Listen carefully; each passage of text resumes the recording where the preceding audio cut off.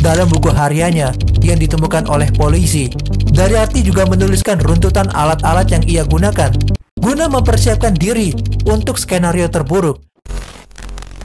Kisah kali ini bakal menjadi kisah yang gak seperti biasanya, di mana ada seorang TKW asal Indonesia yang tega melakukan hal di luar nalar terhadap majikannya sendiri. Buat teman-temanku sebangsa setanah air yang sedang bekerja di sana nih, selalu jaga hati dan jaga kesehatan ya, supaya nggak seperti yang ada di dalam kisah kali ini. Sebelum menuju kasusnya, AA mau ngasih tahu dulu nih, kalau AA upload reguler di hari Sabtu, Minggu, Rabu jam 2 siang. Dan jangan lupa like, share, subscribe, serta nyalain tombol lonceng notifikasi, biar kalau ada video baru, kamu bakal jadi orang pertama yang tahu. Nggak usah berlama-lama lagi, langsung aja kita gaskan ke case-nya. Gara-gara kangen dengan pacarnya dan kebelet pengen kaya, seorang TKW asal Indonesia harus menerima ganjaran sesuai dengan perbuatannya. TKW asal Indonesia ini bernama lengkap Daryati, yang lahir pada tanggal 14 Agustus 1994. Namun karena harus berangkat untuk menjadi TKW, ia harus mengubah tahun kelahirannya menjadi kelahiran tahun 92 karena batas umur yang ditetapkan untuk bekerja menjadi seorang TKW. Ia lahir dan besar di Lampung, memiliki 2 saudara kandung, seorang kakak laki-laki dan seorang adik perempuan. Daryati memiliki masa kecil yang cukup normal, namun ketika memasuki masa remaja, ia mengalami hal menyulitkan di hidupnya. Ketika berusia 14 atau 15 tahun, Daryati digagahi oleh kakak laki-lakinya. Kejadian itu berlangsung hampir 1 tahun lamanya. Walaupun sangat gak terima atas perlakuan kakaknya itu, Daryati gak dapat mengatakan kepada siapapun tentang tindakan gak terpuji yang telah dilakukan oleh kakak laki-lakinya yang seharusnya melindunginya. Sang kakak menakut-nakuti Daryati untuk tetap diam dan menuruti semua perkataannya. Gak hanya itu aja nih lur, bahkan kakak Daryati juga gak segan-segan untuk melakukan hal gak terpuji terhadap Daryati untuk membuatnya tetap diam. Saat beranjak dewasa, Daryati yang mengenyam pendidikan hingga SMA pertama kali bekerja di sebuah pabrik terasi di desanya. Setelah beberapa lama bekerja di pabrik terasi tersebut, Daryati terdesak untuk mendapatkan uang lantaran ia harus membantu pengobatan ayahnya dan sekolah adiknya. Kakaknya Daryati pun juga gak mau membantu keluarganya, sehingga Daryati memutuskan untuk bekerja di luar negeri.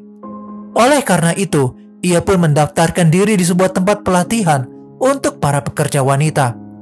Disinilah Daryati bertemu dengan kekasih pertamanya yang bernama Indah. Dia adalah seorang penyuka sesama jenis.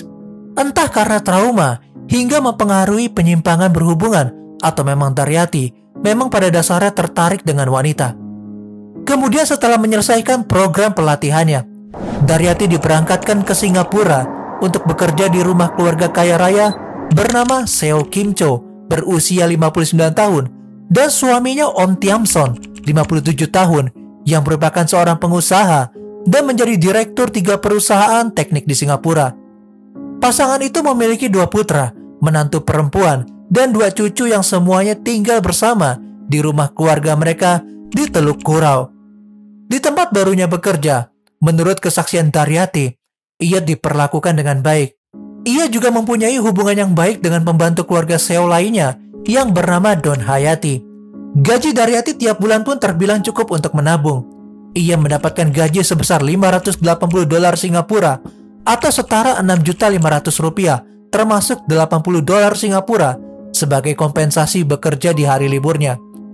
Tugas Daryati kebanyakan memasak, membersihkan rumah, mengajak anjing keluarga berjalan-jalan, dan mencuci pakaian, dan dia berbagi tugas ini dengan Don Hayati. Entah apa yang membuat Daryati begitu tega, karena menurut orang-orang yang mengenal Seo adalah orang yang baik dan juga majikan yang santai. Menurut penjelasan Daryati, meski diperlakukan dengan baik di tempat kerja, ia merasa sangat rindu kampung halaman dan merasa kesepian. Ia merindukan keluarganya di Indonesia dan juga merindukan pacarnya yang berada di Hong Kong. Lantaran masih baru bekerja di rumah keluarga Seo, Daryati gak diperbolehkan memiliki handphone dan gak dapat menghubungi keluarga atau pacarnya. Ia pun juga gak bisa mendapatkan gaji bulanannya sampai ia bekerja seenggaknya 8 bulan di rumah keluarga Seo. Daryati juga hanya diperbolehkan keluar setiap kali ia mengajak anjing keluarga majikannya untuk berjalan-jalan. Paspor Daryati pun juga ditahan oleh Seo dan disimpan di dalam berangkas keluarga. Setelah 1 bulan bekerja di rumah keluarga Seo, Daryati rupanya menyusun rencana untuk mengambil paspornya kembali dan pergi ke Indonesia. Ia pun juga bermaksud untuk mencuri uang yang terdapat di dalam berangkas milik keluarga majikannya guna membuka usaha di Indonesia. Daryati memberitahukan rencana itu kepada Don Hayati. Ia pun juga membujuk Don Hayati untuk membantunya. Gak hanya itu aja, dalam buku hariannya yang ditemukan oleh polisi, Daryati juga menuliskan runtutan alat-alat yang ia gunakan guna mempersiapkan diri untuk skenario terburuk bahwa ia harus menghabisi majikannya.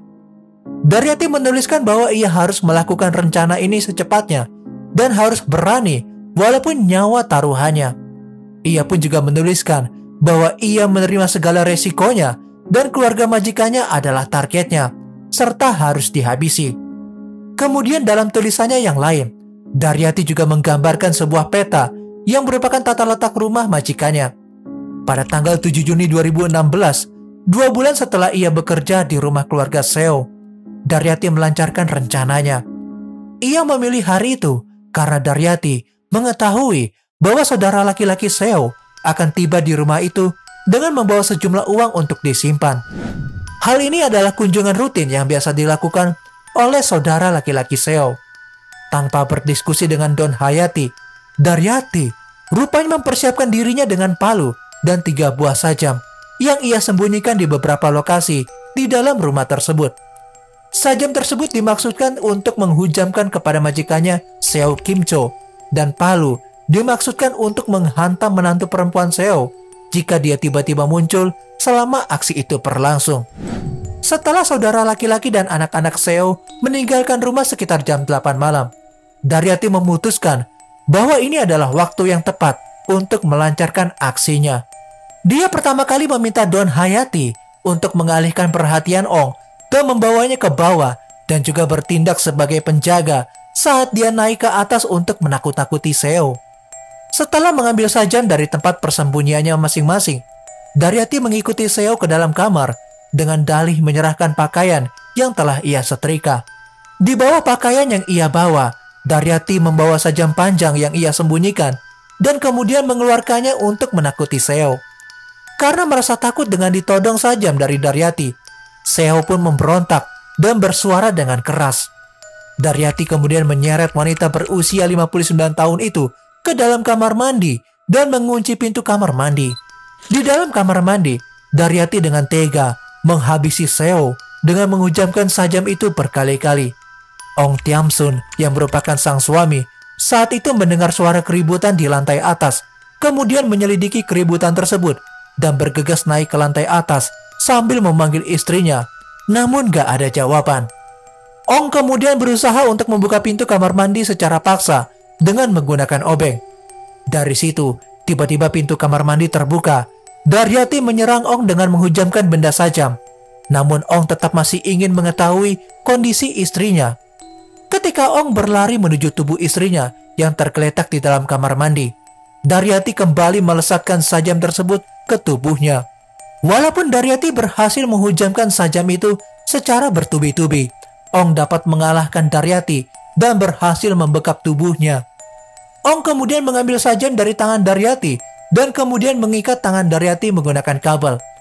Ong yang penuh luka masih bisa menyeret Daryati keluar dari rumahnya. Kala itu para medis udah berada di depan kediaman rumah itu, lantaran sang menantu yang berada di lantai bawah menelpon para medis karena mendengar keributan di lantai atas rumahnya. Pada pukul 9 malam, para medis menyatakan bahwa Seo Kim Cho telah kehilangan nyawanya. Setelah mendengar Daryati menghabisi ibunya, putra sulung Seo yang kala itu baru sampai di rumah, kemudian menghajar Daryati sebelum polisi tiba di lokasi kejadian. Atas kejadian tersebut, polisi menangkap Daryati. Ong yang dalam kondisi kritis juga telah dilarikan ke General Hospital untuk perawatan.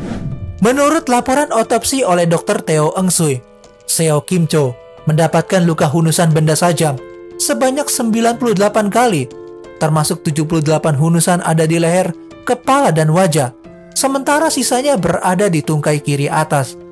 Kemudian, sedikitnya 3 pukulan menyebabkan memar di wajah Seo Kim Cho. Sementara itu, Daryati dikawal oleh polisi ke Rumah Sakit Umum Chang'i, di mana ia dirawat di rumah sakit dan menerima perawatan untuk luka yang dideritanya di kepala dan tangannya selama melakukan aksinya. Ia dijadwalkan akan didakwa pada hari berikutnya karena berhasil menghabisi Seo dan menyerang Ong. Setelah pemeriksaan forensik selesai, jasad Seo dikembalikan ke keluarga yang kemudian dikremasi setelah pemakaman pada tanggal 12 Juni 2016, di mana teman-teman dan kerabat hadir dan berduka untuk Seo. Daryati terancam hukuman metong atas penghabisan nyawa berencana yang telah menghilangkan nyawa Seo Kim Cho. Daryati ditahan di penjara wanita Chang'i selama 2 minggu untuk evaluasi psikiatri prasidang. Hal ini bertujuan untuk menilai kondisi mental Daryati pada saat kejadian penghabisan nyawa tersebut terjadi. Setelah 3 tahun mendekam di balik jeruji besi, sidang Daryati dimulai di Pengadilan Tinggi pada tanggal 23 April 2019. Daryati diwakili oleh pengacara Kawakan Muhammad Muzamil yang ditunjuk oleh Kedutaan Indonesia untuk mewakilinya. Jaksa penuntut memberikan barang bukti buku harian milik Daryati, di mana ia berencana menghabisi Seo dan menggambar denah rumah milik keluarga Seo untuk melancarkan aksinya. Setelah 17 hari persidangan, serta setelah peninjauan kasus dan pembelaan, hakim memutuskan untuk mengurangi dakwaan penghabisan nyawa tingkat pertama menjadi salah satu penghabisan nyawa tingkat 3 yang hukumannya adalah hukuman seumur hidup. Atas putusan itu, Daryati kemudian mengajukan banding. Namun banding itu harus terhenti karena COVID yang telah menyerang seluruh dunia pada kala itu. Setelah beberapa lama, Daryati pun juga sempat mengganti pengacara yang mewakilinya untuk mengajukan bandingnya. Namun pengadilan menolak pengajuan banding Daryati dan tetap menghukum Daryati dengan hukuman seumur hidup di Singapura. Sedangkan dakwaan kedua kepada Daryati atas percobaan penghabisan nyawa dengan serangan benda tajam terhadap Ong Tiam Sun dibatalkan selama proses persidangan. Selanjutnya, polisi juga nggak menemukan bahwa Don Hayati ikut serta dalam penghabisan nyawa majikannya. Menurut kabar terakhir, Don Hayati masih dipekerjakan di rumah keluarga Seo. Sebenarnya Daryati itu mau diberikan hukuman metong sama negara Singapura. Namun gara-gara banyak para relawan yang membela dan didukung oleh Kedutaan Besar Indonesia, hukuman Daryati berubah menjadi hukuman seumur hidup. Dinas Pemberdayaan Wanita Indonesia juga mengupayakan keringanan hukuman terhadap Daryati agar bisa sesuai dengan keinginan pihak keluarga Daryati yang ada di Lampung. Mereka juga memberikan informasi kepada KBRI jika Daryati melakukan hal itu karena latar belakang kehidupan kelamnya yang sangat keras, sehingga bisa berbuat seperti itu dan menjadi bahan pertimbangan di Singapura agar dihukum seringan mungkin. AA juga nggak begitu ngerti sih ya, kenapa dia nggak dideportasi ke Indonesia, melainkan harus menjalani hukuman seumur hidup di sana. Mungkin buat teman-teman yang kerja di sana bisa bantu jawab ya di bawah kolom komentar. Kenapa Daryati harus dihukum di sana?